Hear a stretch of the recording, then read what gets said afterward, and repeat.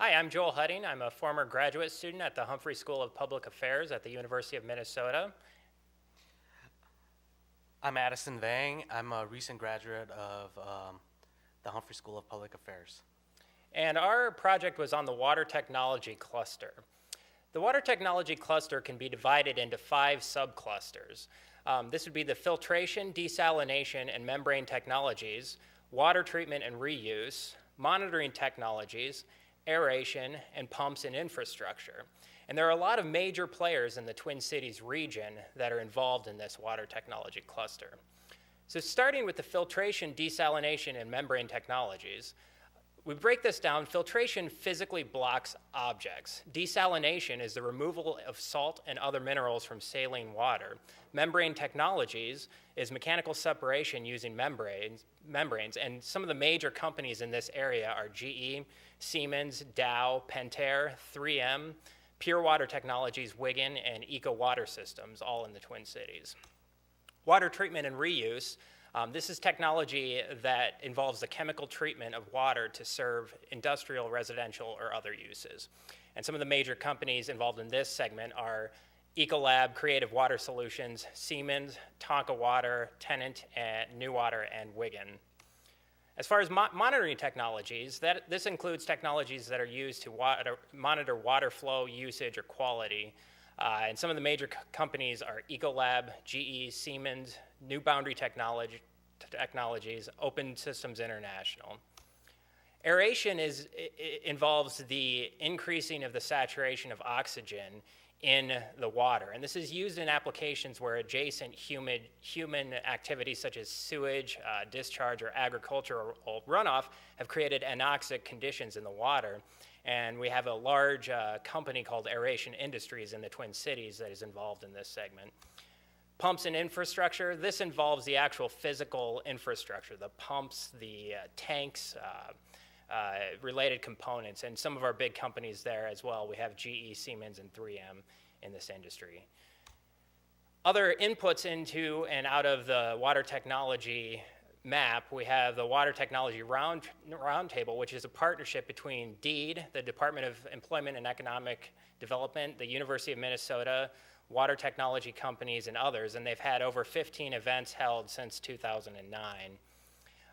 We have a hot spot of educational activity in the Twin Cities, which feeds into this cluster.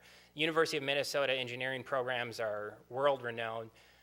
Environmental science, applied science programs. We have community colleges and technical colleges that have specific programs in water technology within the Twin Cities area.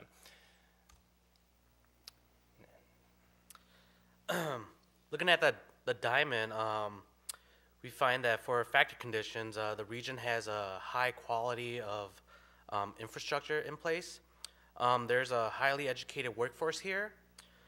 There's high availability of financial services and availability of the latest technologies. There's currently a local culture based on water, and there's a high quality of life here. A challenge is the high inequality that exists in the region.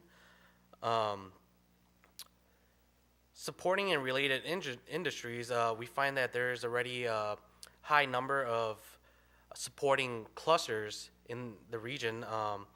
There's analytic instruments, bio-based products, processed foods, transportation and logistics, education, financial service clusters. There's also a large amount of multinational companies that currently exist, and there's also the Department of Employment and Economic Development. Looking at firm context strategies and rivalries, we see that there's already a highly intense local competition in this area. There's also a high capacity to be able to attract and retain talent in this area. The city of Minneapolis has a sustainable green print. Some of the challenges is the high burden of government regulations, increasing regulation of financial services, and high corporate taxes. Looking at demand conditions, the region state has a high GDP. There's a lot of local sustainable initiatives currently. There's also a local passion and culture based on water. The Metropolitan Council exists here. And again, there's a lot of multinational firms that exist here. All right. We would just like to really thank Harvard University for this award, and this is a wonderful project and a wonderful experience learning how to apply cluster analysis in a real-world application. Thank you.